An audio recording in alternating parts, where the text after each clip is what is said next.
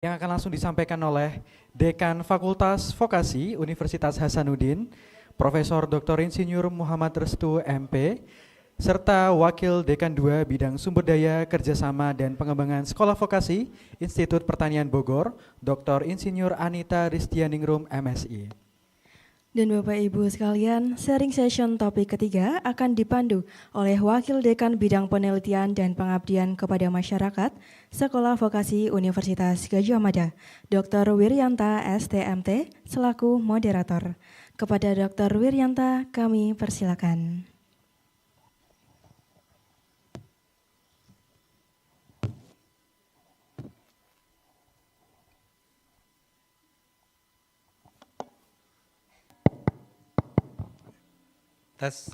Assalamualaikum warahmatullahi wabarakatuh. Bapak Ibu semua yang kami hormati, Pak Dewan Pengawas, Pak senior saya itu tadi itu duduknya sengaja di belakang Bapak Ibu, saya berusaha sekuat mungkin duduknya itu jauh dari Pak Utma. Karena kalau saya duduk dekat Pak Utma itu jadi ketidakwarasan saya itu jadi kumat itu. Dulu saya itu wakilnya Pak Unma, Bapak Ibu, waktu Pak Unma jadi direktur yang keberapa ya? Yang ketiga ya, direktur sekolah vokasi. Waktu itu masih direktur Bapak Ibu, istilahnya belum dekan itu. Nah saya itu membantu beliau di wakil direktur bidang keuangan dan sumber daya manusia itu. Sehingga saya duduknya agak jauh biar ketidakwarasan saya tidak kumat itu. Oke Bapak Ibu, ini sebenarnya di forum terakhir ini forum yang berat. Berat yang pertama karena jamnya jam habis makan siang agak ngantuk. Berat yang kedua adalah biasanya di bidang ini Pak Nggih itu yang tadi diamanai untuk mencari uang biasanya gitu. Yang di bidang ini karena dari produk dari Teva biasanya diamanati oleh Pak Dekan atau Pak Direktur harus menghasilkan sekian.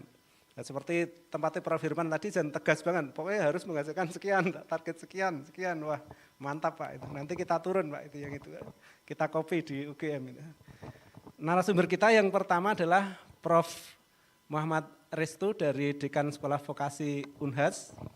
Kemudian narasumber yang kedua adalah Ibu Dr. Insinyur Anita Ristianingrum dari Dekan Sekolah Vokasi, Wakil Dekan Sekolah Vokasi IPB, Wakil Dekan Bidang Keuangan, Sumber Daya dan Kerjasama. Ini jelas banyak uangnya kalau dari IPB itu. Dulu waktu sebelum almarhum Prof. Arif itu sedo itu kan kira-kira 1 bulan sebelumnya ke sini Pak, yang ke FRC itu. Ke FRC Bapak Ibu IPB itu datang ke sini, itu 1 pesawat penuh antara tendek. Ini saya cerita sedikit sebelum biar agak seger gitu aja, kita intermezzo sebentar aja gitu. Penuhnya itu 1 pesawat, kira-kira 200 orang kalau saya nggak salah Ibu saat itu. Saya langsung naluri saya dulu sebagai wakil direktur keuangan ini langsung mikir 200 orang naik pesawat dari Bandung ke sini sudah saya kalikan itu, lah kok Pak Arif sugih banget Prof. Arif uangnya dari mana? Itu 1. Kemudian yang kedua waktu ada kongres FPTPI di Kendari, itu yang datang banyak juga Bu ya, sak rombongan bedol desa itu dari IPB itu semua Kabrodi diajak dan beberapa puluh tendek juga diajak itu, waduh kok IPB kok uangnya banyak sekali. Oke Bu, nanti bisa disaringkan Bu bagaimana caranya cari uang. Monggo saya aturi ke depan Prof. Restu dan Bu Anita.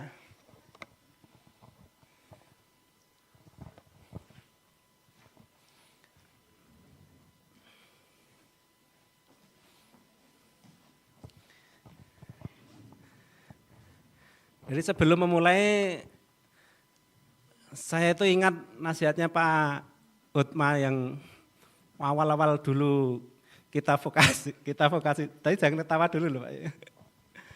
Jadi ibarat main sepak bola, kita itu harus mengarah pada gawang yang jelas itu, jadi ada yang dituju itu.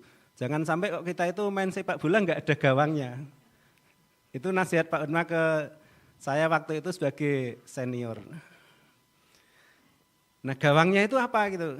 Kan tadi kan yang diceritakan di awal dari tata kelola, kemudian inovasi pembelajaran, dan yang sekarang itu sifatnya proses. Lah Pak Utma itu di samping seorang pendidik, saya tahu beliau itu seorang sufi, suka televisi maksudnya, bukan suntuk pikiran gitu. Jadi menetapkan tujuan akhir itu atau fashion itu menjadi sesuatu yang penting bagi beliau. Nah, salah satu PowerPoint beliau yang saya sitasi sampai sekarang, Mbak, saya gunakan itu yang satu, tujuan kita itu mencapai kedaulatan sumber daya manusia. Benar Pak ya? Nanti salah dikritik loh Pak. Yang kedua, kita di pendidikan vokasi itu bisa mencapai kedaulatan teknologi. Kemudian yang ketiga, kita bisa mencapai kedaulatan produk. Nah, setelah saya sarankan, saya dulu nggak teke itu nasihat Pak Umar itu nggak begitu saya cerna gitu ya. Tapi setelah saya sekarang menjabat di posisi yang lain, saya di Wakil Dekan Bidang Penelitian, Pengabdian Masyarakat, juga kerjasama yang di dalam negeri. Setelah saya banyak bergaul dengan industri, dengan teman-teman dari praktisi, teman-teman dari pemerintah daerah, seperti itu, ternyata keluhannya itu di tiga itu Bapak Ibu semua. Jadi kelemahan kita adalah dari sisi SDM tadi dikatakan belum kompeten, misalnya seperti itu dari PPT-nya Prof. Firman, kemudian dari si produk masih banyak keluhan di bidang kesehatan, di bidang pangan, di bidang itu produknya hampir 90% bidang kesehatan itu impor. Kemudian apalagi dari si teknologi kita masih banyak yang impor. Jadi saya kira, nah dari posisi sekarang saya baru membenarkan arahan Pak Utma itu setelah sekian tahun Pak. Baik Bapak Ibu, saya tidak berpanjang lebar, mungkin yang pertama kami silakan kepada Prof. Restu untuk menyampaikan sharing session bagaimana pengembangan produk unggulan dan TEVA yang ada di Universitas Hasanuddin. Tapi sebetulnya dari sisi CV yang saya tahu dari Prof. Restu saja, ini yang saya baca CV-nya, karena dari Bu Anita kok di Google Drive nggak ada CV-nya itu. Ada ya? Oh iya, siap Bu. Dari Prof. Restu itu kelihatannya Prof. Restu ini dilahirkan untuk jadi pejabat. Karena dari ketua jurusan, kemudian ketua jurusan di bidang akademik ya Pak Nggih, di Fakultas Kehutanan, Prodi Kehutanan, kemudian dekan Fakultas Kehutanan juga di Unhas, kemudian pernah wakil rektor bidang 1 Pak ya. Wakil direktur bidang 1, sekarang dekan sekolah vokasi. Jadi yang sulit. Jadi kalau tadi ada istilah Pak Dekan SP berdiri di dua kaki antara akademik dan vokasi, lah ini best practice-nya Prof. Restu juga demikian saya kira. Monggo Prof. Restu kami berikan kesempatan yang pertama. Ya, makasih moderator. Assalamualaikum warahmatullahi wabarakatuh. Selamat siang, salam sehat dan sejahtera kita semua. Alhamdulillah kita sudah sedikit agak mengantuk baru kita mulai. Karena biasanya memang yang terakhir ini di jam-jam yang memang agak sulit. Saya coba untuk supaya tidak terlalu mengantuk, saya akan paskan 15 menit sesuai dengan. Baik Bapak dan Ibu sekalian, saya kira best practices dari Fakultas Vokasi Unhas ini sebenarnya kalau kita mau melihat perkembangannya mungkin tidak sama dengan fakultas atau sekolah yang sudah saya katakan mapan. Karena ya saya masih hampir mirip dengan Prof. Kamarudin. Jadi masih batita di bawah 3 tahun. Namun memang perbedaannya dengan Prof. Kamarudin bahwa UNJ itu continuous, dia punya program pendidikan vokasi. Kalau kami ini agak berbeda. Oleh karena itu saya mencoba untuk kemudian memulai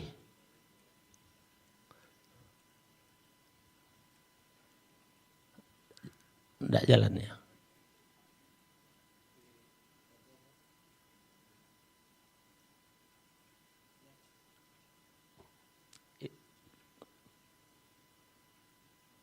Ya. Jadi saya mulai dengan bagaimana pendidikan vokasi di Universitas Hasanuddin. Jadi pendidikan vokasi di Unhas ini memang sudah mengalami transformasi beberapa tahap. Kita pernah pada tahun 80-an itu punya fakultas yang kita sebut non-gelar teknologi dan non-gelar sosial. Jadi ini program Diploma 3. Yang pada waktu itu program ini sebenarnya Diploma 3 akademik. Karena setelah selesai Diploma 3 lanjut ke S1. Dan ini memang diwadahi untuk memfasilitasi anak-anak dosen atau keluarga dosen yang tidak lulus melalui jalur tes masuk di D3. Kemudian setelah selesai lanjut S1.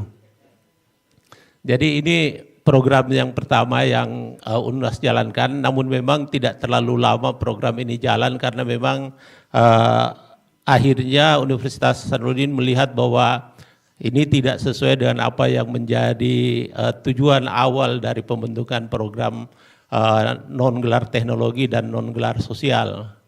Kemudian di tahun 80-an sebenarnya di akhir 92 kami lepas itu adalah kita diamanahkan membuat Politeknik Rekayasa. Jadi ada dua sebenarnya politeknik yang diamanahkan, yang sekarang jadi Politeknik Negeri Ujung Pandang dan Politeknik Negeri Pangkep. Jadi setelah kami diamanahkan ini, maka Fakultas Non-Gelar Teknologi dan Non-Gelar Sosial ini otomatis ditutup, jadi tidak dilanjutkan.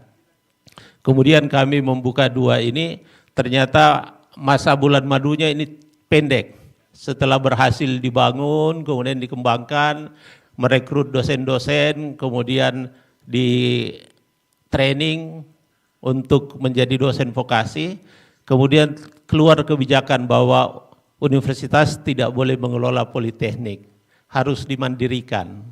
Sehingga dua politeknik rekayasa ini akhirnya lepas dari UNHAS. Setelah itu kami tidak lagi mengelola pendidikan vokasional. Nanti pada tahun 2018 kami sudah mulai tergerak untuk kemudian mencoba membuat pendidikan vokasi. Sehingga pada tahun 2018 kami mulai membuka pendidikan vokasi yang awalnya ini adalah bekerja sama dengan Pemda Asmat. Jadi pada waktu itu ada kejadian luar biasa di Pemda Asmat dengan banyak sekali kondisi masyarakat yang mengalami kematian akibat kondisi kesehatan yang kurang baik. UNHAS mengirimkan tim ke sana. Jadi tim dari kedokteran gigi, kemudian dari kesehatan masyarakat, kemudian dari keperawatan ke sana. Selama seminggu setelah berorientasi, maka diputuskan bahwa salah satu cara untuk mengatasi persoalan yang dihadapi Asmat ini adalah menyiapkan SDM. Sehingga UNHAS mencoba untuk kemudian bagaimana memfasilitasi kebutuhan Pemda ini. Sehingga kita membuka Diploma 3 Kesehatan Terpadu untuk merekrut semua anak asli Asmat. Jadi kita merekrut 38 orang untuk tahap pertama untuk menjadi mahasiswa D3. Dan saya kira ini merupakan suatu tantangan yang besar karena mengelola dan mendidik anak Asmat itu punya karakter sendiri, punya strategi dan upaya sendiri. Setelah itu baru pada tahun 2022 kami kemudian Universitas Hasanuddin itu membuat yang namanya Fakultas Vokasi. Sehingga inilah transformasi yang kami lakukan dalam pendidikan vokasi. Dalam pendidikan vokasi, kami mendirikan ini 3 utama yang harus menjadi dasar kami. Jadi semua harus berdasarkan kerjasama Dan selama ini kami belum banyak bekerja sama dengan industri, tapi banyak dengan Pemda. Kemudian yang kedua, kami membentuk yang namanya multi kampus. Ini juga jadi pertanyaan banyak orang tentang multi kampus ini. Karena ada enggak nomenklatur di aturan? Ini banyak, termasuk Ibu Dirjen pada waktu kami menghadap membuka Fakultas Vokasi dengan konsep seperti itu, dia akhirnya tanya, Pak Beni, adakah aturannya seperti ini? Nah, kemudian yang ketiga, semua prodi yang harus kita bentuk itu sudah harus punya mitra kolaborasi. Supaya mereka memang sudah terjamin proses-proses pendidikannya, karena dalam proses pendidikan di Fakultas Vokasi, semua mata kuliah yang kami miliki itu harus 3 dosennya. Satu, saat ini kami masih disupport oleh dosen akademik, kemudian satu harus dosen vokasi asli, dan satu harus praktisi. Jadi setiap mata kuliah itu ada praktisinya yang mengajar. Pada semua proses pengajaran yang ada di mata kuliah yang ada. Itu di luar dari kegiatan praktek yang memang sudah disiapkan. Kemudian ini adalah proses-proses di mana kami membentuk prodi-prodi awalnya. Yang mana pada saat itu masih ada yang memang dibentuk di fakultas binaan awal. Jadi mulai 2018 kami kerjasama dengan Asmat, jadi kami membuka 2 prodi, satu kesehatan terpadu, kemudian satu yang berkaitan dengan terapis gigi. Kemudian 2020 kami kerjasama dengan pemerintah Kabupaten Sidrap dan Sopeng. 2021 kami membuka dengan kerjasama dengan Kabupaten Selayar, dan kemudian kami kerjasama dengan Kabupaten Baru. Ini semua adalah proses-proses pembentukan kami yang berdasarkan kampus-kampus, dan semua kampus kami itu adalah kampus dengan kerjasama Pemda, sehingga kami katakan multi kampus. Pada waktu kami buka ini, seperti yang saya katakan, waktu dipertanyakan oleh Diksi bahwa ini PSDKU atau tidak, saya bilang ini bukan PSDKU. Nah, kemudian bilang apa dasarnya? Saya bilang dasarnya begini, coba Ibu bayangkan seperti Kabupaten Selayar, yang selama ini tidak pernah ada perguruan tinggi di sana. Mereka mau sekarang dia punya IPM itu selalu paling rendah. Mereka mau meningkatkan dia punya kapasitas penduduknya. Apakah kita harus tinggal diam, tidak membantu mereka untuk menyiapkan sarana dan prasarana untuk pendidikan itu? Apakah harus kami nunggu proses administrasi yang kemudian mereka sudah butuh untuk itu? Dan itu begitu juga Pemda-Pemda lainnya. Sehingga memang kita buat terobosan untuk itu. Dengan asumsi-asumsi yang real memang kita gunakan acuan di lapangan. Bukan berdasarkan kita punya keinginan, ini berdasarkan keinginan Pemda. Akhirnya terakhir saya dengar dari Bu Kiki bahwa pembukaan prodi di luar kampus utama tidak lagi dalam bentuk PSDKU, tapi yang utama kalau sudah ada kerjasama dengan stakeholder Pemda, itu tidak perlu PSDKU. Karena yang butuhkan adalah mereka yang butuhkan, sudah ada pasarnya, sudah ada kebutuhannya. Daripada kita buat PSDKU yang belum tentu kebutuhannya ada, maka jauh lebih penting kalau sudah ada memang komitmen yang kuat untuk itu. Itu yang kami gunakan dengan pendekatan multi kampus ini. Kemudian saya kira ini kampus-kampus kami. Jadi kalau kami lihat kampus kami yang 4 kampus ini, kampus Makassar ini paling jelek. Jadi kampus yang di Kabupaten Sidrap ini bekas kantor bupati yang dihibahkan kepada kami. Kemudian yang di Sopeng ini kampusnya unik, karena kelasnya itu di atas air yang dibangun untuk itu. Kemudian di Selayar ini kampus yang dibangun oleh Pemda, 2 lantai untuk kami punya. Yang di Baru ini juga kampus yang disiapkan oleh Pemda bekas kantor bupati yang pertama. Itu semua adalah peran kita karena kami memang berkomitmen, kami menyiapkan SDM, Pemda menyiapkan fasilitas untuk itu. Sehingga ini menjadi kampus kami dengan prodi-prodi yang ada. Dan prodi yang kami bikin di kampus ini adalah prodi yang kita bicarakan dengan Pemda. Bukan keinginan kami, tapi dibicarakan melalui tahapan proses sampai kepada tokoh masyarakat dibicarakan. Untuk kemudian menentukan inilah prodi-prodi yang kami akan buka di kampus-kampus daerah. Jadi kami prosesnya cukup panjang untuk membuka ini. Kemudian saya kira untuk mengembangkan kampus kami juga memang saya kira dengan semenjak kami menjadi fakultas, kami selalu berusaha untuk mengembangkan. Bahkan sekarang kami bekerja sama dengan Pemda Dompu yang mereka menginginkan untuk mendidik masyarakat Dompu yang mereka berikan beasiswa kepada kami. Jadi mereka kirim mahasiswanya yang dia biayai, kemudian kuliah di Fakultas Vokasi.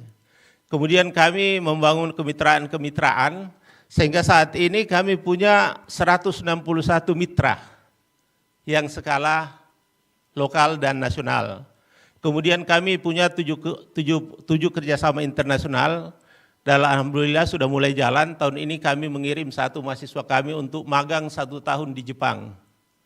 Rencananya tahun depan, sebenarnya tahun ini 10 yang akan ke Jepang, tapi karena ada persoalan di JA Hokkaido, belum bisa jalan mengenai ini.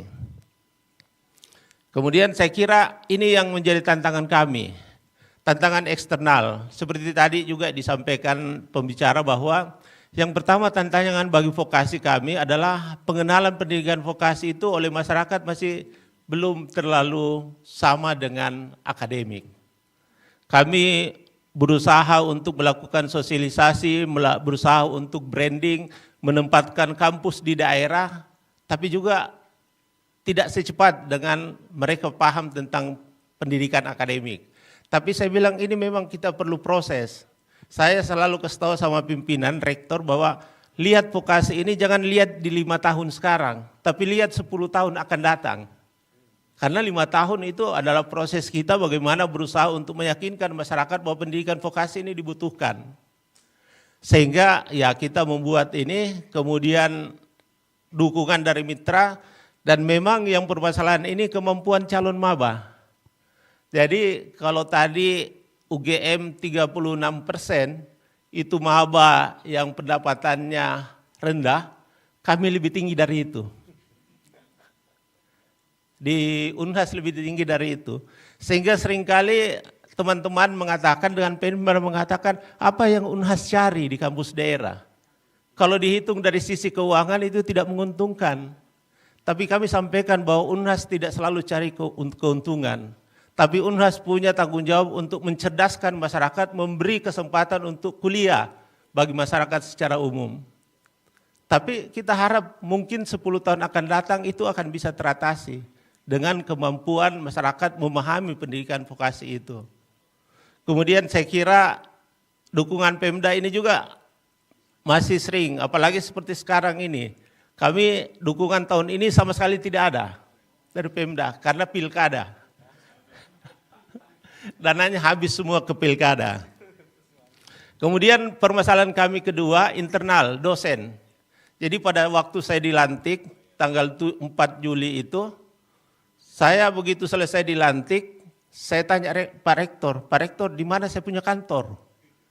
Jadi seperti kabinet merah putih ini, selesai dilantik, tidak ada kantornya. Dan pada waktu itu dosennya pun tidak ada. Jadi tidak ada dosen sama sekali pada waktu itu.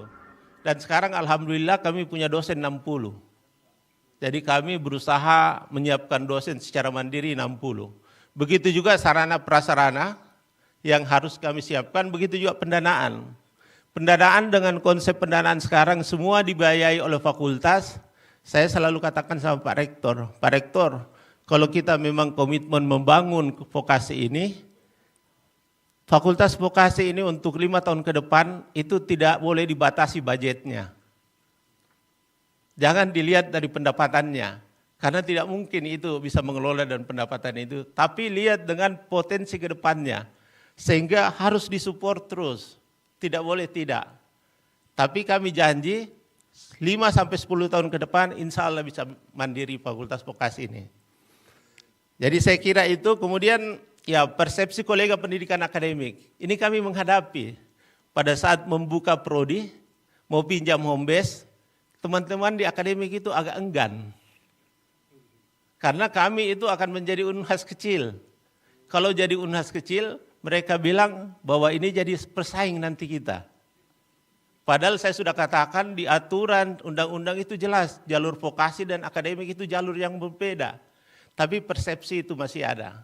Dan itu tugas kita untuk meyakinkan mereka. Kemudian saya kira, enggak jalannya.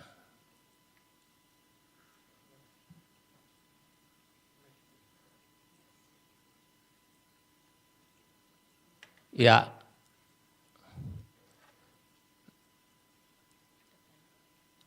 jadi ini kita punya perencanaan dalam peta jalan pengembangan pendidikan vokasi.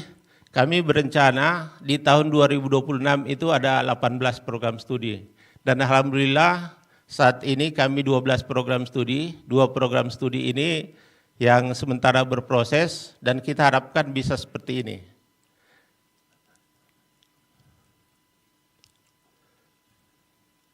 Kemudian kami juga punya proyeksi mahasiswa, kita harapkan di 2027 mahasiswa kita itu sudah bisa mencapai dengan jumlah lebih dari 2.000. Dan tanda-tanda itu sudah mulai ada. Karena seperti yang lalu, tahun ini kami punya pendaftar sebenarnya 4.000 lebih. Kami hanya menerima hampir 400. Dari 400 pun itu ya beberapa yang tidak mendaftar kembali karena kemampuan ekonomi mereka yang menyebabkan dia tidak mendaftar kembali. Tapi ke depan insya Allah kita akan bisa kembangkan program studi ini dengan upaya-upaya maksimal. Ini adalah upaya kami mengembangkan bagaimana produk-produk unggulan. Jadi produk unggulan kami itu kami dasarkan dengan pendekatan multi kampus. Karena setiap kampus yang kami buat dengan prodi yang ada, itu adalah mereka menentukan target-target yang mereka harapkan dalam penyiapan SDM. Sehingga ada komunitas-komunitas yang menjadi unggulan. Dan kita kembangkan itu berdasarkan komunitas-komunitas yang kita punyai. Dan apa yang kita bisa lihat seperti ini, dengan pendekatan seperti ini, alhamdulillah tahun ini Fakultas Vokasi itu mendapatkan 11 kedereka dan inovokasi. Yang terbanyak di antara fakultas yang ada di Universitas Hasanuddin. Tahun lalu kami dapat 6, tahun ini 11. Karena mereka semua mengacu pada dia punya keunggulan-keunggulan dari prodi-prodi yang kami buat. Sehingga mereka betul-betul bisa fokus mengembangkan target-target berdasarkan produk-produk unggulan ini untuk kemudian bisa merekrut sumber-sumber pendanaan yang ada. Kemudian ini adalah pendekatan teaching factory yang kami lakukan. Kami sebenarnya beberapa teaching factory yang semua kita dasarkan pengembangannya itu berdasarkan kerjasama dengan mitra. Jadi salah satu yang sekarang jalan ini teaching factory mengenai destinasi wisata. Dan ini memang kita bangun mulai dari tanpa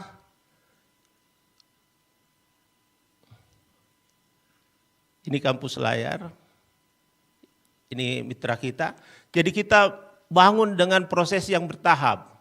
Mulai dari identifikasi industri pariwisata yang ada di sana, kerjasama industrinya, perencanaan dan desainnya, sampai pada kami melaksanakan kegiatan-kegiatan praktik dan simulasi di tempat itu.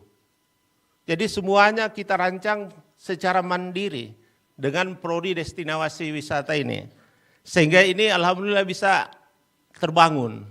Jadi ini adalah lokasi dan ini adalah teaching factory-nya karena kita punya destinasi wisata di Kabupaten Selayar. Dan kalau kita lihat dia punya teaching factory, ini mulai dari sini. Mulai dari kosong sama sekali. Yang tidak ada apa-apanya, kemudian kami, dosen kami dengan mahasiswa kami turunkan ke situ mulai dari proses yang tadi identifikasi sampai pada pelaksanaan. Sekarang alhamdulillah sudah mulai seperti ini. Jadi sudah ada spot-spot wisata, sudah ada pengunjung yang ada, fasilitas-fasilitas yang ada sudah jalan, dan mahasiswa kami itu full stay di sana untuk membangun teaching factory ini. Jadi memang kita membangunnya dari awal, tidak memang dengan pendekatan seperti engineering yang memang harus di lokasi ini. Satu hal yang menjadi ciri kami di Fakultas Vokasi ini, kami tidak berorientasi kepada engineering.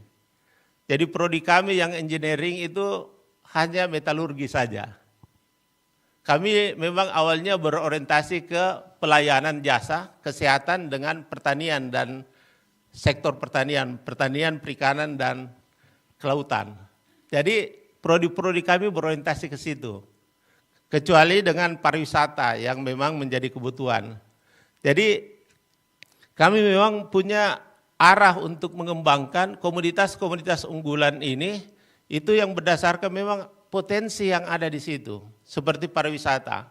Pariwisata ini kita kenal adalah daerah pariwisata yang terbaik sebenarnya ini di Kabupaten Selayar. Kabupaten Selayar ini kabupaten yang berada di luar dari Pulau Sulawesi. Dan kalau dosen kami kirim ke sana itu butuh waktu 1 hari 1 malam untuk bisa sampai ke sana.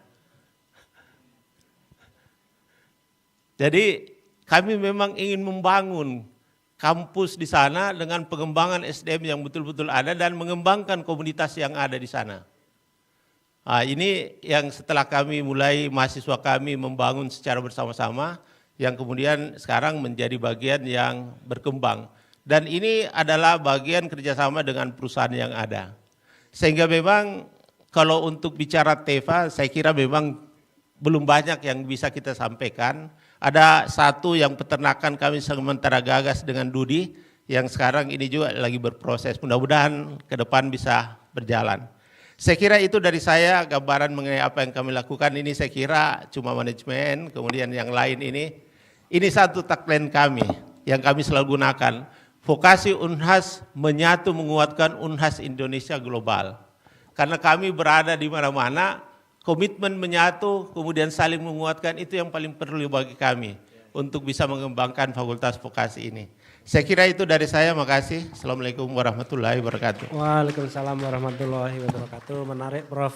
Restu, ini model yang baru juga, multi kampus.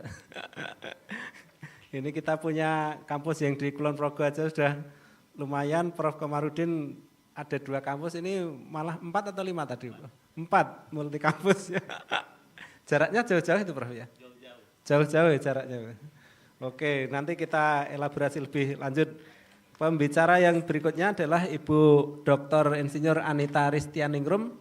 Beliau adalah sekarang jabat sebagai Wakil Dekan Bidang Sumber Daya Kerjasama dan Pengembangan Sekolah Vokasi IPB, Institut Pertanian Bogor. Dan dari sisi riwayat pendidikan beliau sarjanya di IPB, magisternya di IPB, doktornya juga di IPB Bu ya. Cinta IPB katanya. Sebelum ini pernah menjadi ketua program studi, pernah menjadi komisi akademik, juga pernah menjabat sebagai komisi penjaminan mutu. Monggo waktu berikutnya 15 menit kami serahkan kepada Ibu Anita. Terima kasih. Assalamualaikum warahmatullahi wabarakatuh. Selamat sore Bapak Ibu sekalian. Mungkin saya langsung saja ya karena mengingat waktunya sudah sore ya dan juga terbatas. Kami akan memaparkan ya pelaksanaan teaching factory yang ada di sekolah vokasi. Nah, mungkin bisa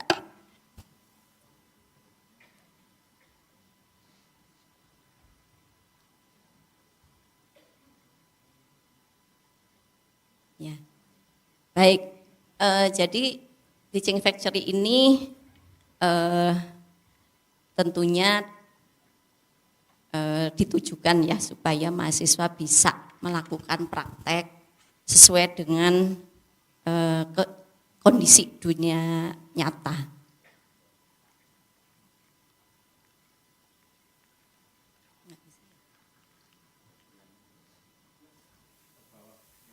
Udah.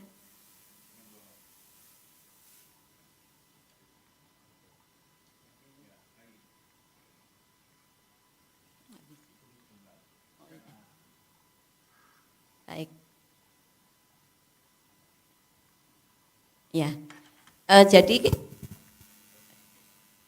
Teaching Factory ini mengikuti prodi-prodi yang ada. Nah, tetapi kita bekerja sama ya dengan mitra industri supaya pengelolaan atau prakteknya ini sesuai ya dengan standar industri. Nah, yang pertama ini close house. Kami memiliki close house dengan kapasitas 45.000 ekor ayam. Ini supaya mahasiswa juga bisa belajar praktek tentang budidaya ayam dengan teknologi yang modern. Nah, kami dalam pelaksanaannya ini bekerja sama awalnya dengan Carun Pokpan.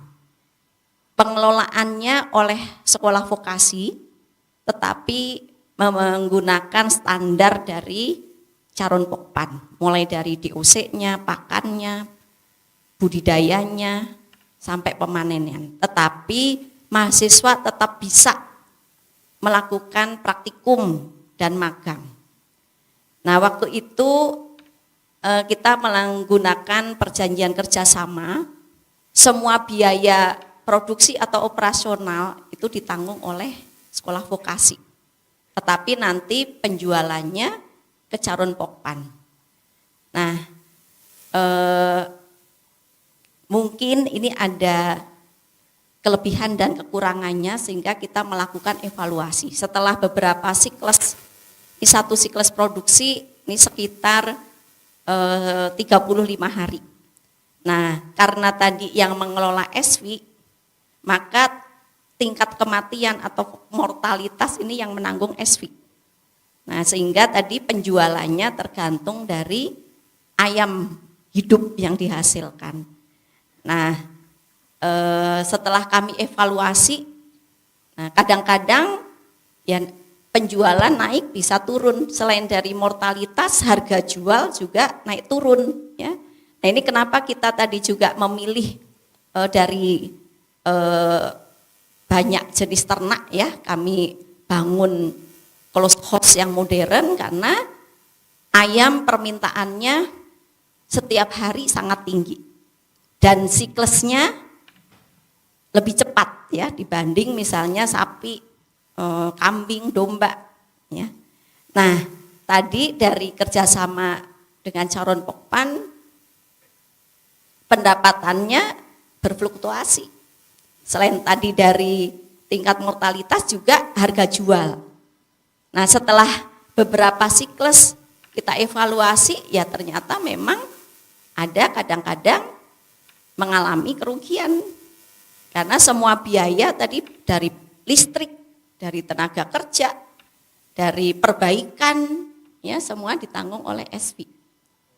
Nah, oleh karena itu kami mengajak untuk mengevaluasi kembali nih, kerjasamanya dan kami meminta Carun Pokpan untuk yang mengelola ya supaya semua biaya ditanggung oleh Carun Pokpan supaya kalau misalnya tadi harga turun ya mortalitas turun mereka juga ikut ya yang menanggung. Nah, tetapi setelah rapat berkali-kali Carun Pokpan tidak bersedia. Nah, akhirnya kami menawarkan ke perusahaan-perusahaan lain ya yang bersedia bekerja sama. Ya, karena selain juga untuk praktek ya kami juga tadi ya memikirkan juga biaya operasional dan juga tadi ya dari sisi pendapatan. Nah, sehingga tadi setelah kita buka memang banyak ya yang berminat ya untuk bekerja sama dengan SV. Nah, ada yang menawarkan langsung 1 bulan ya 50 juta misalnya. Ada yang per ekor 1.800 dan seterusnya. Kami minta presentasi satu-satu dan kami bandingkan mana yang paling menguntungkan. Nah, sehingga kami pilih satu untuk ya bekerja sama dengan mitra baru yaitu SASPRI. Nah, SASPRI ini adalah solidaritas alumni Sekolah Peternakan Rakyat Indonesia. Nah, ini adalah asosiasi yang didirikan oleh salah satu dosen dari Fakultas Peternakan IPB. Nah, itu untuk lulusan Fakultas Peternakan yang ingin menjadi pengusaha ayam. Nah, kemudian mereka setelah lulus ya dengan melalui sekolah peternakan rakyat ini mereka menjadi pengusaha ayam. Tapi nah, kalau tadi berusaha sendiri, nah mereka jadi saling bersaing ya, apalagi menghadapi industri ayam ya yang besar. Nah, sehingga mereka membentuk asosiasi ya dengan nama SASPRI. Nah, SASPRI ini tadi yang bisa memberikan penawaran yang paling baik. Nah, sehingga kami rubah bentuk kerjasamanya yaitu semua biaya ditanggung oleh mitra. Nah, pengelolaan juga oleh mitra, ini juga supaya pengelolaannya sesuai standar industri ya, mereka langsung yang melakukan manajemen tetapi mahasiswa tetap bisa melakukan praktikum ya, bahkan magang.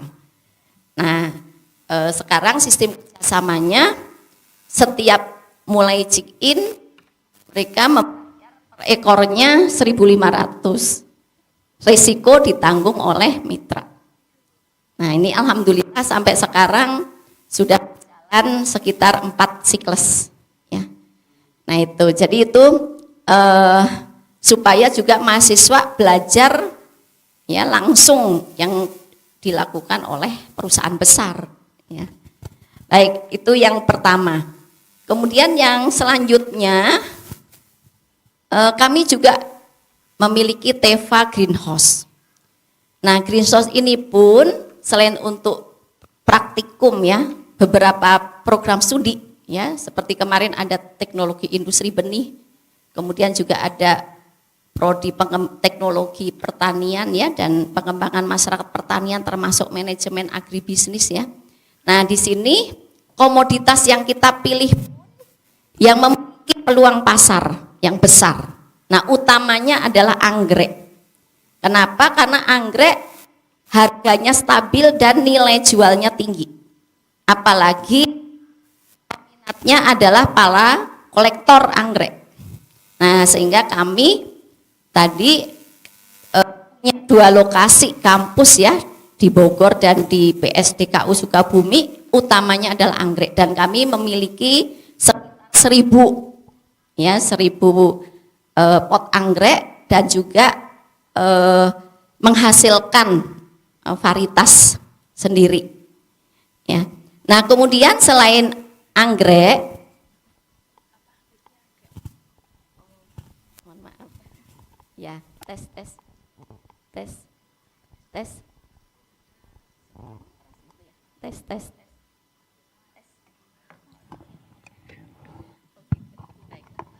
baik. Nah, kemudian produk unggulan yang kedua adalah melon. Nah, melon ini golden melon yang kami impor bibitnya dari Thailand. Nah, ini ada juga di Bogor dan Sukabumi dan juga memiliki pasar yang sangat besar. Bahkan kami tidak perlu bermitra, setiap panen selalu langsung habis terjual. Nah, bahkan seringkali banyak yang kehabisan ya. Nah, kenapa? Karena melon ini memiliki tingkat kemanisan sampai 17 ya. Kalau tingkat kemanisan buah itu ya ada tingkatnya. Sementara kalau melon lokal itu tingkat kemanisannya 9. Nah, makanya kami tadi memilih memang masih impor dan nanti rencananya kami akan membuat kultur jaringan sendiri. Nah, selain juga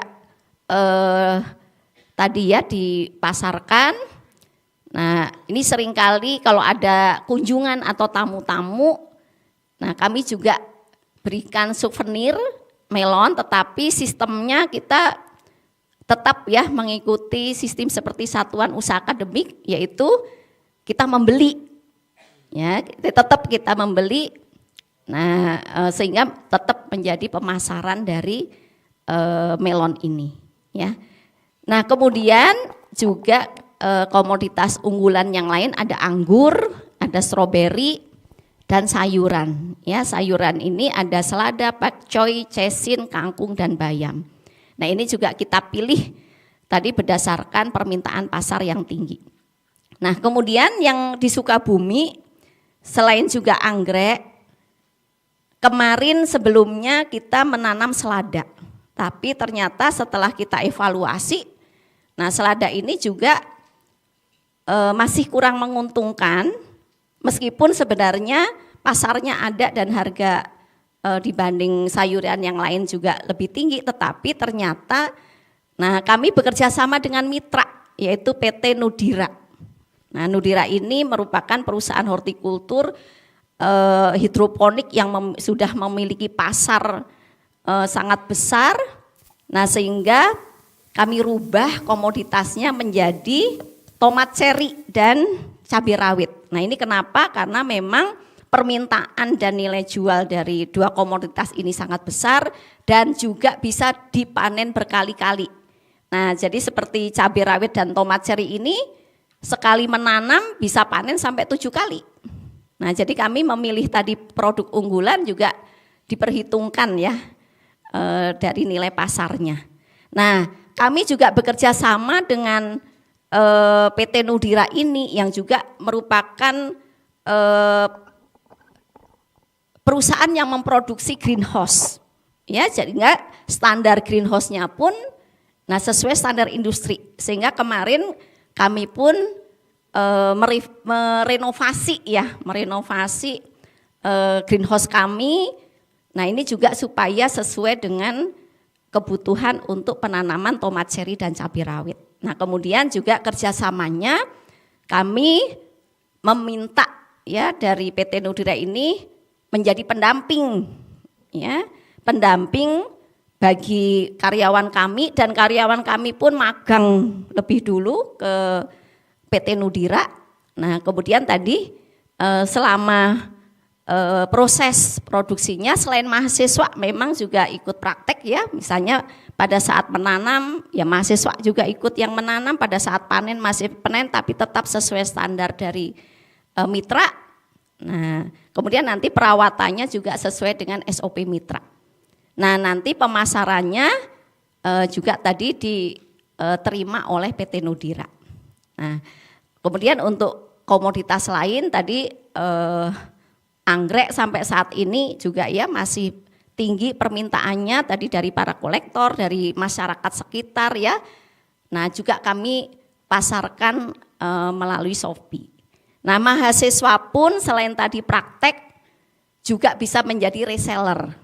Nah, ini juga banyak mahasiswa yang menjadi reseller anggrek. Ya, kemudian juga melon ya, makanya tadi juga sering kehabisan. Ya. Baik. Nah, kemudian selanjutnya kami juga memiliki Teva kultur jaringan. Nah, tadi dari anggrek kita hasilkan dari kultur jaringan sendiri. Nah, kami sudah memiliki beberapa varietas ya yang dihasilkan dari sekolah vokasi IPB. Ya, bahkan dulu dekan sebelumnya Prof. Arif ya dibuatkan khusus ya varietas Prof. Arif, varietas Pak Rektor ya. Kemudian juga Bu Rektor dan ini rencananya untuk Pak Dekan sekarang ya dengan pengelola akan dibuatkan varietas masing-masing. Ya. Nah, kemudian juga ada bunga krisan ya, bunga krisan ini juga kalau secara industri bunga itu seperti nasinya ya, lauk apapun lauknya harus ada nasi. Nah, ini kalau untuk dekorasi event-event ya acara-acara biasanya dasarnya itu adalah bunga krisan, ya, sehingga tadi juga permintaan tinggi, ya. Nah, kemudian juga ada pisang, nanas, dan nilam, ya, karena nilam ini menghasilkan minyak atsiri. Nah, ke depan kita juga akan kembangkan untuk komoditas-komoditas langka, ya, termasuk yang banyak dibutuhkan tetapi suplainya masih kurang, itu seperti pisang Cavendish, ya. Kemudian ada kelapa kopior, ya. Nah, ini sudah direncanakan. Nah, karena tadi berdasarkan permintaan pasar, ya. Nah, untuk greenhouse ini kami juga mengangkat manajer, ya, yang memang dari lulusan teknologi industri benih yang sudah menguasai kultur jaringannya dan juga tadi mengelola kultur jaringan ini secara profesional, ya. Nah, kemudian selanjutnya kami juga ada Teva ikan hias. Nah, kenapa kita juga produk unggulan ikan hias? Karena ikan hias ini juga merupakan produk unggulan, ya, yang memiliki potensi sangat besar, tidak hanya untuk pasar lokal tetapi juga sampai ekspor.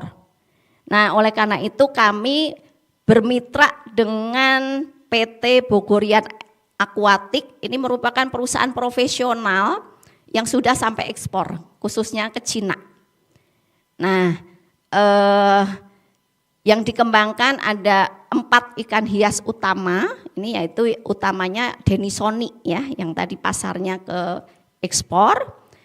Nah, mereka yang melakukan manajemen tetapi tetap di kerjasamanya mahasiswa dan dosen ini juga bisa praktek maupun penelitian maupun magang di perusahaan, ya. Kemarin ini memang kerjasamanya masih baru, tapi kemarin saya lihat mahasiswa juga, ya, praktek, ya, yang mengerjakan ini, ya, Teva ini. Nah, kemudian untuk juga efisiensi biaya ini juga membutuhkan biaya besar, ya. Kemarin untuk biaya pengadaan ikan ini membutuhkan sekitar 135 juta, ya. Nah, ini modalnya pun diperoleh dari investor, ya, jadi tidak perlu menggunakan modal dari SV, ya. Nah, investor juga banyak yang tertarik, ya. Kemarin dibuat modalnya itu per paket, ya, per paketnya 5 juta. Ya, nah itu belum mulai pun kemarin sudah banyak yang bertanya, ya. Nah, akhirnya memang cepat sekali modalnya ya dibeli oleh investor. Nah, nanti dengan profit sharing, ya. Jadi untuk investor ini 40%, kemudian untuk mitra sebagai pengelola itu 20%, kemudian untuk prodi juga 20%. Nah, jadi kami pun sekarang ada 17 prodi, kami mengangkat kepala lab, ya, kepala lab dari dosen. Nah, ini tujuannya, tugasnya tidak hanya sekedar untuk menyiapkan praktikum, ya, bahan praktikum, tetapi juga untuk rencana pengembangan labnya. Nah, nantinya masing-masing lab tadi menghasilkan produk atau jasa yang kita akan buat menjadi SUA, ya, satuan usaha akademik. Ya, nah tadi masing-masing prodi bisa menghasilkan pendapatan sendiri, ya. Kemudian nanti dari pendapatan selain untuk pengembangan prodinya, ya, misalnya bisa juga untuk mengurangi beban UKT, ya. Termasuk nanti juga kalau sudah berjalan stabil, ya, kami akan mintakan juga seperti yang lain, ya, kontribusi untuk SV, ya, yang juga bisa membantu menambah pendapatan, ya. Nah, kemudian selanjutnya juga Teva ikan produksi, ya, kami memiliki banyak kolam, ya. Nah, ini kami juga bermitra dengan mitra pemasaran, tetapi 100% yang mengerjakan adalah mahasiswa sekaligus untuk praktek, dan kami juga mengangkat tenaga kerja sendiri dengan diawasi oleh dosen, ya, tadi termasuk PJ labnya, termasuk kepala labnya, ya.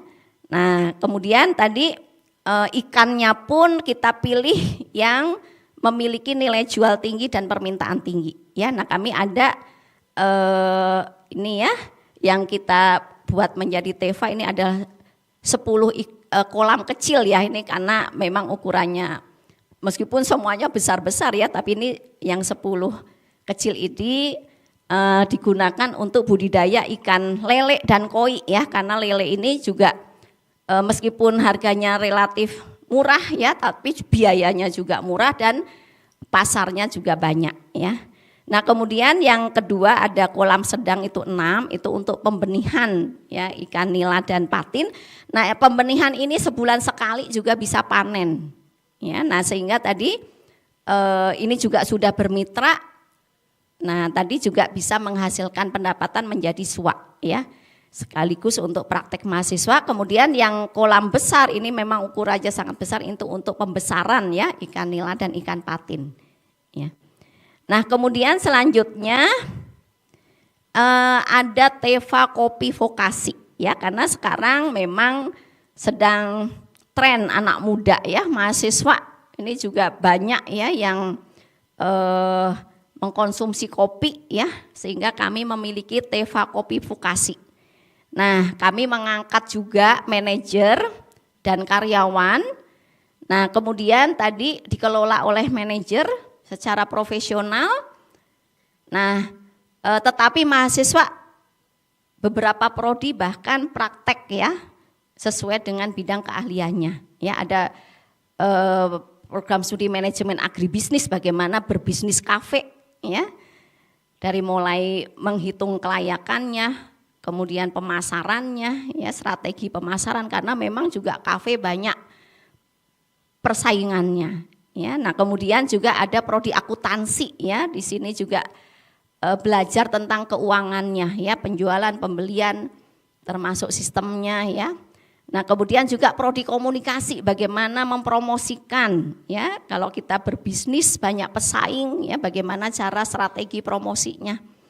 Nah kemudian juga prodi teknologi rekayasa perangkat lunak ya tetap menggunakan software ya untuk pencatatan pengadaan bahan bakunya ya ya kemudian juga ya stok kopinya dan seterusnya. Nah kemudian juga ada program studi industri jasa makanan dan gizi ya bahkan dari mahasiswa pun praktek dari hasil di program studi gizinya bisa membuat roti ya yang juga bisa dipasarkan di kopi vokasi ini. Nah, kami juga pemasarannya selain ke mahasiswa, nah ini kalau ada rapat-rapat, terutama ada tamu ya, nah ini juga sekaligus untuk promosi SW. Nah, kita sajikan termasuk ya untuk kegiatan rapat internal ya. Nah, mitranya memang selama ini biji kopinya masih berasal dari petani ya. Nah sebenarnya kami masih memiliki lahan yang relatif luas ya, yang belum dimanfaatkan. Ini mungkin juga nanti rencananya akan digunakan untuk menanam kopi sendiri. Ya. Nah kemudian ada TEVA Bisnis. Nah TEVA Bisnis ini juga sebagai praktek mata kuliah kewirausahaan. Ya, nah kewirausahaan ini merupakan mata kuliah wajib yang diberikan kepada 17 prodi. Karena selain juga belajar tentang bidang keilmuannya, nanti juga bisa bekerja sesuai bidang ilmunya, tapi juga dibekali dengan mata kuliah kewirausahaan. Semuanya bisa berbisnis. Nah makanya kami membuat TEVA Bisnis, tadi mata kuliah kewirausahaan selain sampai membuat ide bisnisnya, membuat perencanaan bisnisnya, sampai membuat produknya. Nah produknya ini bisa dipasarkan di TEVA Bisnis ya. Nah ini disediakan ada etalase, ada booth, ada freezer, ada showcase. Nah itu untuk penjualan produk hasil praktek mahasiswa. Nah sekaligus meskipun mata kuliah kewirausahaan sudah selesai, bagi yang ingin meneruskan bisnis sambil berkuliah, nah ini kami juga sediakan konsultasi bisnis ya, baik mulai untuk usaha baru maupun untuk pengembangan. Nah bahkan tadi anggotanya juga selain dari mahasiswa, dari alumni-alumni, para pebisnis dan juga mitra-mitra perusahaan. Nah, bagi yang belum memiliki pemasaran, kita bisa jalinkan pemasarannya. Termasuk tadi mitra-mitra bisnis bisa memasarkan di Teva Bisnis ini dan mahasiswa bisa magang langsung di perusahaan. Ya. Nah, kemudian dari Teva Kopi Vokasi yang sudah kita miliki, ini sebenarnya akan kami kembangkan supaya lebih seperti industri yang sesungguhnya. Nah, jadi kami sudah dalam proses pengadaan peralatan, ya kemarin sudah merenovasi teaching industrinya dan mudah-mudahan nanti bulan Januari ini sudah bisa kita mulai, dan kita bekerja sama dengan mitra perusahaan yang sudah memiliki pabrik, memiliki pemasaran, ya bahkan memiliki kafe. Nah, kami sudah membuat surat perjanjian kerjasama. Nah, mereka kita minta sebagai mitra pendamping, ya. Kemudian juga nanti pemasaran, selain kami juga akan membuat kafe sendiri, juga akan membuat kopi saset, ya, yang tadi juga akan ditampung, ya, oleh mitra kita yang pemasarannya sudah mungkin se-Indonesia, ya, mereka sudah punya jaringan pasar, ya. Nah, bahkan mereka kekurangan permintaan karena setiap hari mereka juga berproduksi masih kurang. Nah, sehingga nanti ya selain tadi kami juga membuat kafetaria sendiri. Selain kafe ini untuk kopi, juga tadi untuk praktek prodi gizi, ya, dan juga akan membuat kopi saset yang diproduksi secara massal. Nah, kami di sini akan membuat Teva kopi ini secara keseluruhan proses. Dari mulai kita akan membuat taman kopi, ya, jadi supaya mahasiswa mengenal jenis-jenis kopinya, karena varietas kopi ini sangat banyak, ya, tidak hanya Robusta dan Arabica, ya, tapi ternyata di Jawa Barat juga banyak, ya, ada kopi Lampung, kopi Jawa Timur dan lain-lain. Meskipun di sini hanya sebatas pembelajaran, ya, tapi nanti yang sesungguhnya pengadaan kopinya akan kita bekerja sama dengan para petani mitra yang saat ini pun beberapa prodi ya sudah membuat sudah memiliki mitra, ya, karena untuk kegiatan pengabdian masyarakat. Nah, nanti selain ada taman kopi, nah kami juga membuat prosesnya ada ruangan atau mesin, ya, untuk pengupasan kulit, ya, kulit kopinya, ada fermentasinya, ada penjemurannya, ada pengupasan kulit tanduknya sampai penyimpanan biji. Nah, kemudian yang di dalam teaching industrinya ini, nah kami sudah membeli, ya, peralatan dan sudah kita terima, ya, tinggal kemarin di setting. Nah, ini ada mesin roasting, ada mesin grinding, mesin mixing, filling dan packaging, ya. Nah, kemudian nanti juga kita akan bangun kafetaria, ya. Nah, sekaligus tadi untuk pembelajaran ini kolaborasi sebagian besar dari prodi di SW, ya, semuanya akan terlibat di dalam Teva Kopi ini, ya, mulai dari komunikasi untuk pemasarannya, manajemen agribisnis, ya, untuk melihat selera konsumen dari kopi, ya, baik dari mahasiswa yang dewasa, ada dosen, ada tendik, kemudian juga ada masyarakat luar melihat pesaing di luar, ya. Nah, bahkan analisis kimia, ya, ada uji-ujinya. Kemudian supervisor jaminan mutu pangan, ya, supaya menjamin keamanan pangannya. MNI, manajemen industri, bagaimana menata mesinnya. P3, ya, pengembangan produksi, teknologi produksi dan pengembangan masyarakat pertanian, ini yang tadi bertugas untuk pengadaan biji kopinya dari mitra. Kemudian teknologi manajemen perkebunan, ya. Nah, ini juga termasuk tadi proses produksinya. Ya, nah itu hampir semua prodi bisa praktek di Teva Kopi ini. Ya, nah mungkin ini yang menjadi unggulan ya, unggulan dari sekolah vokasi secara keseluruhan, semua prodi bisa terlibat dan sekolah vokasi nih bisa memiliki kopi sendiri tadi hasil dari penelitian dari program studi manajemen agribisnis mengenai selera konsumennya. Mungkin itu. Baik, sudah. Mungkin itu ya, sudah selesai. Terima kasih ya. Terima kasih Bu Anita ya. Saya kira kok tidak salah kalau temanya dari PB kita tempatkan di akhir sebagai gongnya gitu Bu ya. Karena ternyata sudah sangat profesional temanya itu. Bayangan saya kalau ada 7 ya, yang 8 dalam pengembangan yang Teva Kopi itu, kalau satu Teva saya terjemahkan perusahaan kan berarti ada 7 perusahaan Mas ya gitu Bu. Jadi pertanyaan saya di awal tadi sudah terjawab, kok IPB kok uangnya kok banyak ya? Ternyata memang perusahaannya banyak Bapak. Monggo kita buka forum untuk diskusi dari Bapak Ibu semua. Monggo Pak, yang kita buka 3 dulu dari 2. Silakan Mbak Panitia, bisa disebutkan nama dan asal institusinya Bapak.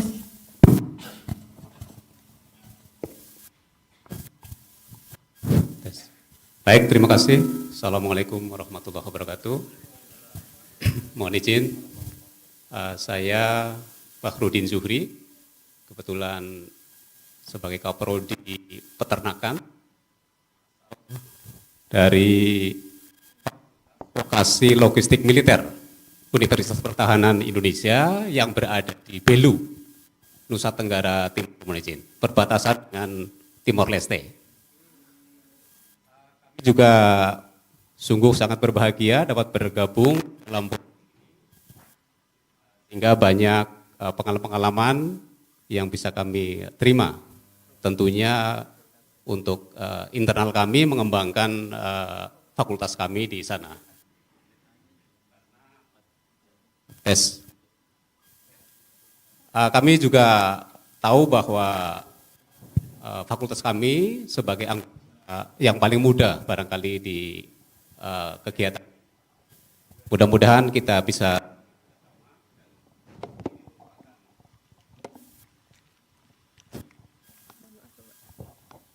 baik, ini merupakan kesempatan yang paling baik bagi kami. Mudah-mudahan bisa mengikuti seluruh kegiatan dari waktu ke waktu. Ada beberapa hal mungkin yang akan kami sampaikan, mungkin berupa pertanyaan dan juga kami ingin mendapatkan saran masukan juga. Kebetulan para dosen kami juga kebanyakan dari IPB, Ibu, dari IPB. Mereka melaksanakan tugas di sana meskipun berasal dari berbagai daerah begitu, tapi kebanyakan dari IPB. Sebelumnya kami mengucapkan terima kasih kepada Bapak dan Ibu narasumber yang telah memberikan pencerahan kepada kita. Yang pertama tentunya yang akan kami tanyakan tadi sudah dijelaskan dalam paparannya terkait dengan pengembangan produk unggulan dan Teva. Memang hal ini sangat menarik karena endingnya adalah sekolah vokasi adalah bagaimana mengembangkan produk unggulan dan Teva ini tentunya. Tadi dari IPB sungguh menarik, banyak sekali produk-produk unggulan, kemudian bagaimana membangun Teva-nya juga. Kemudian juga dari Unhas juga demikian, namun yang akan kami tanyakan bagaimana mengatur mahasiswa dalam pelaksanaan kegiatan itu, baik dalam pengelolaan produk unggulan maupun dalam kegiatan di Teva. Karena tadi mungkin dari Unhas mendeploy para mahasiswa di hotspot-hotspot yang sudah ditentukan, apakah itu nanti pengaturannya bagaimana, apakah diatur dalam misalnya semester berapa dia mulai deploy di sana, begitu. Kemudian juga dari IPB barangkali bagaimana cara mengatur para mahasiswanya itu baik dalam kegiatan pengelolaan produk unggulan maupun di Teva-nya. Karena banyak sekali spot-spot ataupun bidang-bidang yang telah dilaksanakan. Nah ini, kami ingin tahu, karena kami punya kegiatan ini agak banyak kesulitan begitu untuk mengatur mahasiswa itu. Apakah nanti, apakah di tempat Ibu atau Bapak sudah juga menggunakan banyak tenaga teknis untuk mendukung itu, tidak hanya mengandalkan mahasiswa saja. Kami ingin tahu dan kami ingin belajar banyak terkait dengan itu.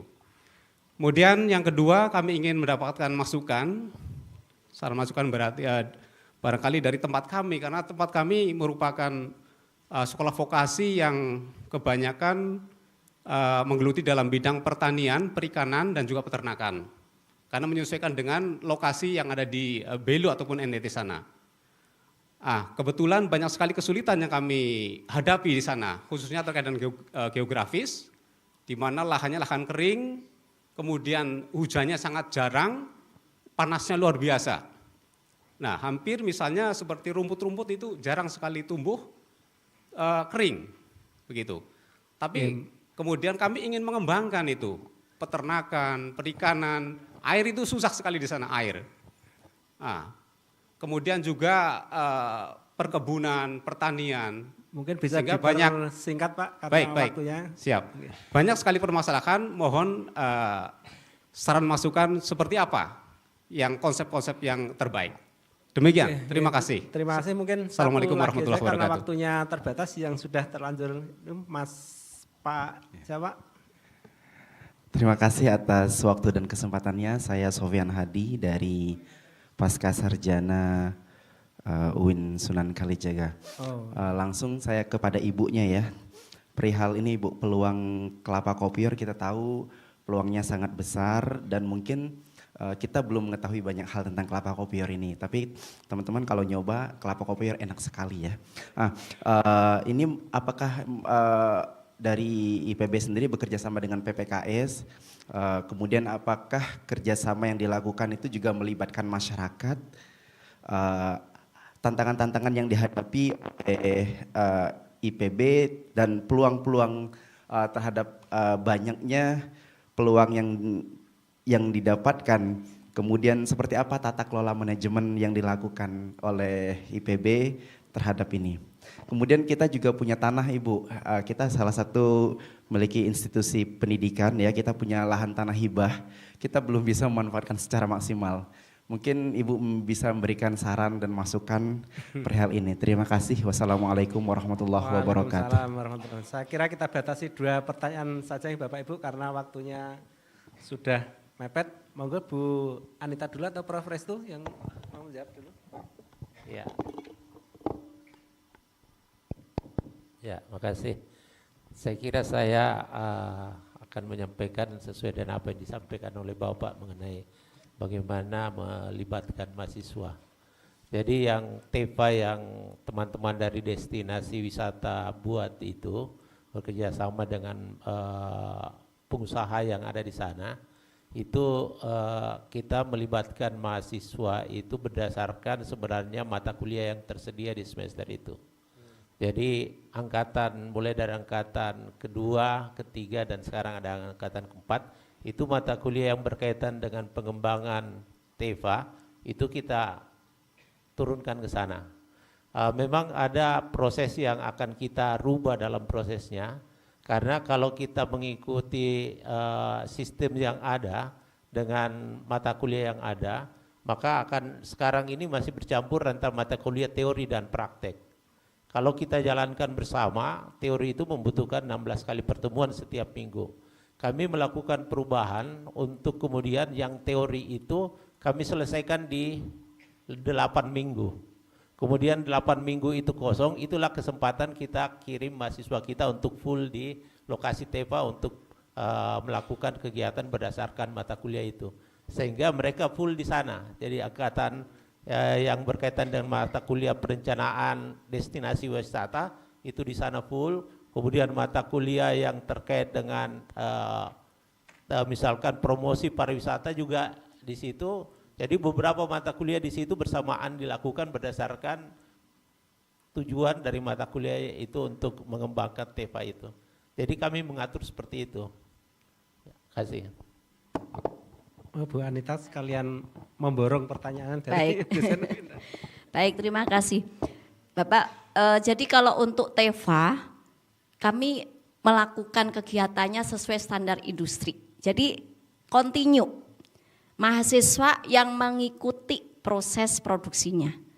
Nah, jadi kalau misalnya tadi close house, siklusnya 35 hari, biasanya ada untuk pembersihan dan pengistirahatan selama 2 minggu, kemudian produksi lagi. Nah, itu mahasiswa yang mengikuti proses.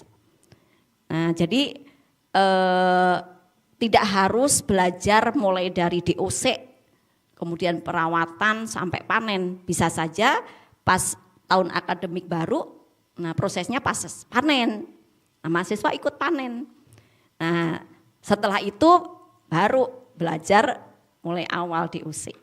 Nah, tetapi kalau untuk yang open house, nah ini yang kandang tradisional, nah itu yang disesuaikan ya, karena kan mata kuliahnya banyak. Nah, itu disesuaikan dengan jadwal. Nah, tapi itu khusus ya untuk praktikum mandiri ya. Nah, tapi kalau yang khusus TEVA ini, nah tadi kita kelola ya sesuai dengan perusahaan ya, sekaligus juga untuk efisiensi ya, karena kan jangan sampai juga waktunya kosong. Bahkan kalau kemarin mitra terlambat untuk check in ya kita evaluasi. Nah, kemarin pernah alasannya karena pengadaan sekamnya yang masih terlambat. Nah, akhirnya kami warning kalau misalnya sampai 2 minggu lagi nggak check in, kita akan ganti mitra yang lain. Nah, karena kami juga memperhitungkan ya waktu, biaya. Nah, ini berapa kehilangan peluang untuk pendapatan ya. Nah, makanya di surat perjanjian kerjasama kita tuliskan. Nah, kita setiap siklus boleh melakukan evaluasi dan bisa merevisi perjanjian kerjasama. Nah, termasuk kopi vokasi ya seperti kafe buka jam 8 tutup sore ya. Nah, jadi mahasiswa silakan praktikum mau apapun. Nah, tetap berjalan, makanya kami mengangkat manajer, Pak. Nah, tenaga kerjanya pun ya dibayar dari hasil penjualan, nah seperti kafe sesungguhnya. Nah, itu ya contohnya. Nah, kemudian tadi permasalahan lahan ya. Nah, memang terutama untuk peternakan ya, kemarin juga seperti yang saya sampaikan sebelumnya, kenapa mahasiswa, dosen-dosen pun selain praktikum juga bisa menghasilkan produk atau teknologi ya. Ini praktikumnya kami sarankan semuanya PJBL, Project Based Learning. Nah, salah satunya juga bagaimana membuat pakan alternatif, karena kalau musim kemarau apalagi rumput sulit didapat. Nah, itu makanya kemarin mahasiswa maupun dosennya ada mata kuliah kan nutrisi dan pakan ternak. Nah, itu meneliti ya apa alternatif pakan supaya tidak tergantung pada rumput ya. Nah, itu makanya kemarin ada beberapa ya, kemarin karena waktunya terbatas nggak saya tampilkan, kalau kemarin bisa dicermati itu hampir banyak yang PJBL-nya itu pakan alternatif.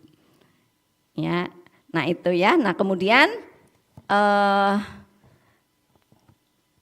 yang pertanyaan Mas Sofyan ya tadi kelapa kopior ya. Nah, jadi itu salah satu ya yang nantinya akan kita kembangkan, karena memang kami produk unggulannya justru akan mencari produk-produk yang masih langka ya, karena itu peluang yang pasti memiliki nilai tinggi ya. Nah, itu dilihat dari permintaan dan juga dari sisi supply ini masih langka. Nah, makanya kemarin kita mencari data informasi termasuk kebutuhan dari Kementerian Pertanian ya, produk-produk apa yang masih kekurangan ya, termasuk ada pisang Cavendish itu juga permintaan masih kurang, termasuk nanti akan ke Pemda ya.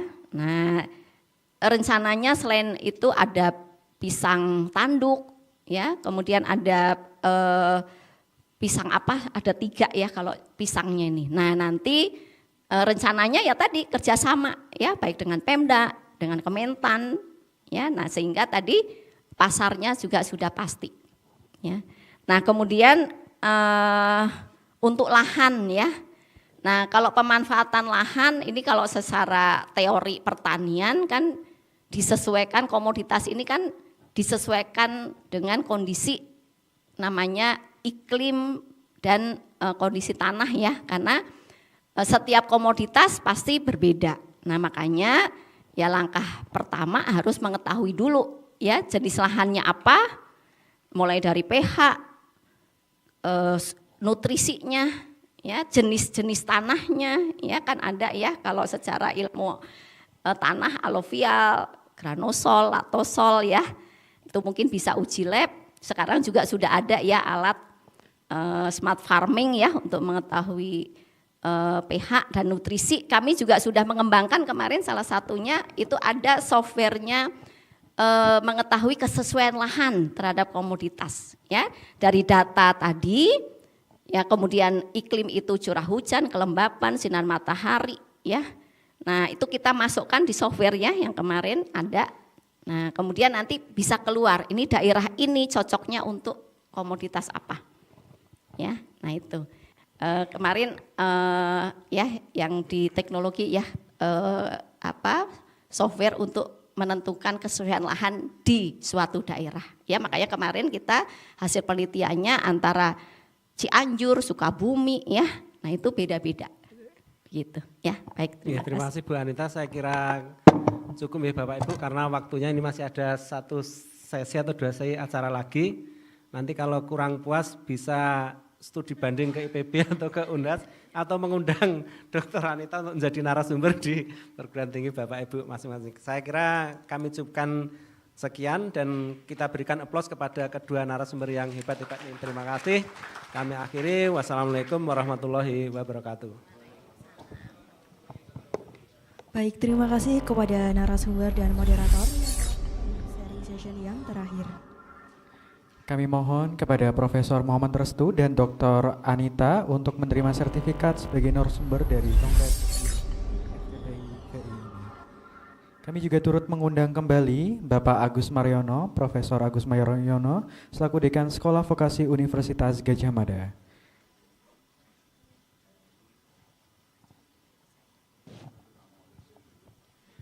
Penyerahan yang pertama kepada Profesor Dr. Insinyur Muhammad Restu.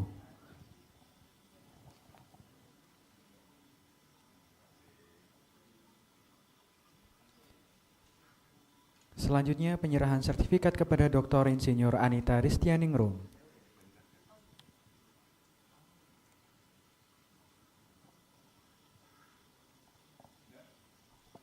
Kami mohon kesediaannya kepada Bapak dan Ibu untuk berfoto bersama.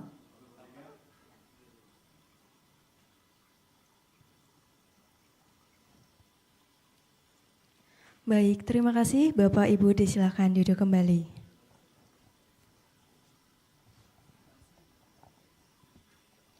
Bapak Ibu yang terhormat, acara selanjutnya adalah penyampaian laporan pertanggungjawaban pengurus FPTVI